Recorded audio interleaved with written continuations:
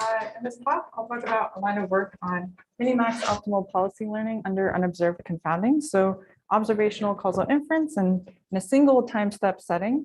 And this is part of a kind of broader line of works on developing methodological toolkits that interpolate between causal inference under making wrong assumptions versus not conducting machine learning altogether.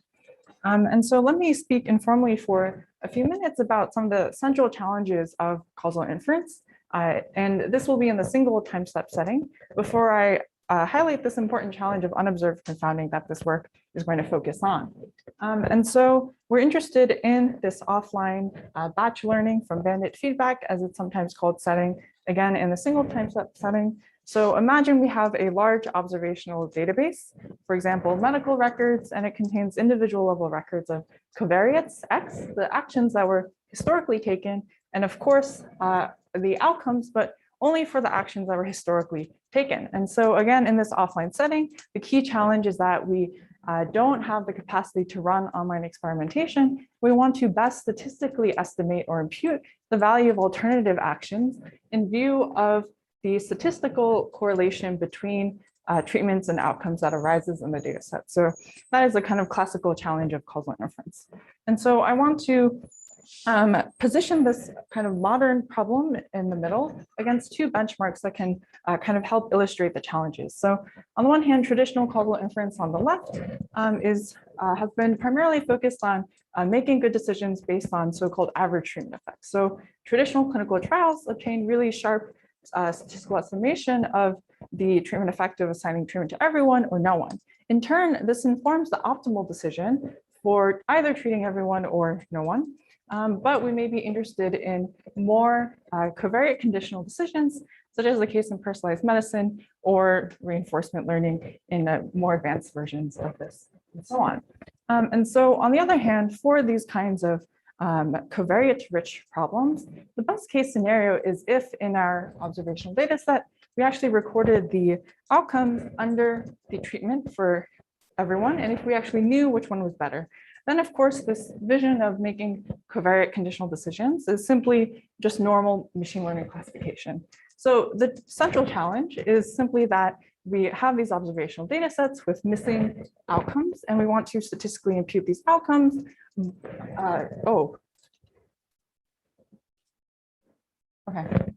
Accounting for the statistical correlations between actions historically observed and the outcomes that we observed. And so those are the key challenges in causal inference. I'm going to focus on the case of unobserved confounders.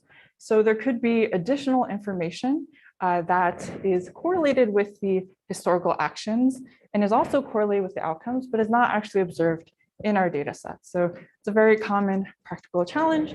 This is assumed away by the whole statistical framework of causal inference for the most part, except for some other variations. And I'm going to focus on translating this personalized problem into robust machine learning. So just to recap, we have this single time step data set with covariates, actions, and outcomes. Most work assumes this unconfoundedness assumption that potential outcomes are conditionally independent of the treatment assignment, conditional on a set of covariates that I measure. And so the promise is that if I measure more information, I would be better able to adjust for patterns in the treatment assignment. And so just to highlight some of the aspects in the policy learning setting, what is my new kind of performance metric is simply the population expectation of the outcomes that are induced if I assign treatments according to this policy. And in this robust framework, we're going to think about regret against the baseline, but that's not so crucial for the environment. But the key idea is that all of these metrics for assessing benchmarks, for assessing policy value, now have to be statistically estimated in the causal setting. And we're going to estimate these robustly under moderate violations of unconfoundedness. And so let me just describe the kind of general recipe for robust machine learning in this type of framework. And so we're going to start with the estimator, or the estimator from causal inference, and identify the part of the estimator that depends on the unknown structure or the unobserved confounding. And so actually classical results in causal inference allow us to identify that it only depends on the so-called propensity score, or the probability of treatment assignment given both the known and unknown quantities. And so secondly, we parameterize the allowable extent of unobserved confounding via some kind of sensitivity model. So here we are building on causal inference, which has of course studied sensitivity analysis for just obtaining bounds on average treatment effects, but maybe not these personalized effects. And so now in this setting, the recipe looks quite like modern robust machine learning. Given this uncertainty set or sensitivity model, we want to both evaluate worst case estimates of some policy, but we ultimately want to find some policy or some classifier which provides guarantees to achieve the best worst case regression. So the key challenge in this setting is mostly establishing statistical performance in the setting with ambiguity, where the size of these sensitivity models does not actually vanish in the limit as we collect more data.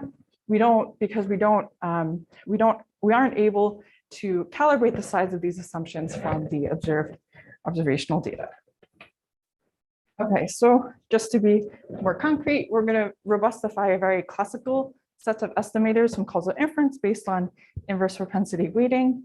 And we're going to solve this kind of robust ERM problem. And let me briefly describe the kinds of guarantees that we can provide about this type of procedure. And so broadly, the guarantees split into decision theoretic guarantees. These hold by design of the optimization or the robust optimization, which allows us to say something about our out of sample improvement over a baseline, so long as we well specify the uncertainty set. And the other kind of guarantee is more statistical because it's just about reestablishing the rate of convergence once we've devised this kind of custom optimization framework. And it's not obvious from the start just because we allow the optimization to vary for every data point, and then the limit this can vary arbitrarily. And so this is just about interleaving from the generalization analysis and some of the specific optimization structure of these estimators. I won't go into details, but there's a nice case study with a pair of observational study and clinical trial. And so this is really about interpolating between making assumptions and being completely agnostic. Okay, so I'll just skip to some current directions of interest.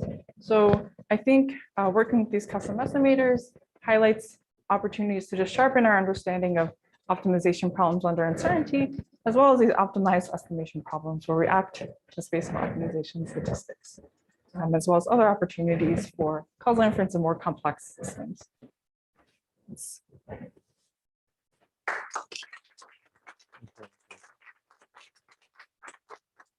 So one quick question while Adil shares his screen for the next talk. So when you say that there's ambiguity, ambiguity stems from the fact that it's a relational program? Yeah. So the ambiguity arises because the data is observational and the observed joint distribution is uninformative about the unobserved confounding. So one can't run any statistical tests or so on to determine the extent. Thank you, Angela.